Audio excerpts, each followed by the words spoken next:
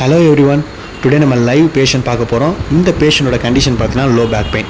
இவங்களோட chief complaints என்னென்னு பார்த்துட்டிங்கன்னா, முன்னாடி குனிய முடியலன்னு சொல்கிறாங்க. அதே மாதிரி பின்னாடி டேர்ன் பண்ணும்போதெல்லாம் எனக்கு கஷ்டமாக இருக்குது அப்படின்னு மாதிரி சொல்கிறாங்க. நம்ம அசஸ் பண்ணி பார்த்ததில் லோயர் பேக்கில் உள்ள ஸ்பைனில் சுற்றி இருக்கிற எரெக்டா ஸ்பைனை மசிலும் சரௌண்டிங்ஸ் உள்ள மசில்ஸும் ஃபுல்லாகவும் டைட்னஸாகவும் ஸ்டிஃப்னஸாக இருக்கிறனால அவங்களுக்கு ரேஞ்ச் ஆஃப் மோஷன் வந்து டிக்ரீஸ் ஆகுது.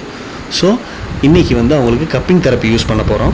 ஏன் கப்பிங் தெரப்பி உங்களுக்கு யூஸ் பண்ணுறோம் அப்படின்னா, மசில் ரிலாக்ஸேஷன் ஆகிறதுக்கும், தென் ரெடியூஸ் மஸ்குலர் ரெஸ்ட்ரிக்ஷன் ஆகிறதுக்கும், ரேஞ்ச் ஆஃப் மோஷன் வந்து இம்ப்ரூவ் பண்ணும். தென் ஸ்வெல்லிங் ஏதாச்சும் இருந்தால் கூட டிக்ரீஸ் ஆகும்.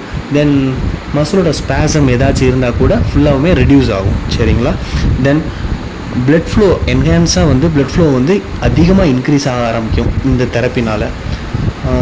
இன்கேஸ் அந்த டாக்ஸிக் சப்ஸ்டன்ஸ் இம்ப்யூரிட்டிஸ்லாம் வந்து நம்ம கப்பிங் தெரப்பி முடிச்சதுக்கப்புறம் ஒரு பிளாக் கலரில் தெரியும். அது எல்லாமே லிம்பாட்டிக் ட்ரைனேஜ் வழியாகவே ட்ரைன் ஆக ஆரம்பித்தோம். தென் இந்த கப்பிங் தெரப்பியோட டைம் டியூரேஷன் வந்து ஒரு 10 to 15 மினிட்ஸ் ஆகும். தெரப்பி ட்ரீட்மெண்ட் டியூரேஷன் முடிஞ்சதுக்கப்புறம் பேஷண்டோட ரிசல்ட் என்னென்னு பார்க்கலாம். இப்போ எப்படி சார் இருக்குது? இவ்வளோ பிடிச்சிருந்த மாதிரி இருந்தது. இப்போ பண்ணதுக்கப்புறம் ஏதோ ரிலாக்ஸ் ஆன மாதிரி தெரியுது.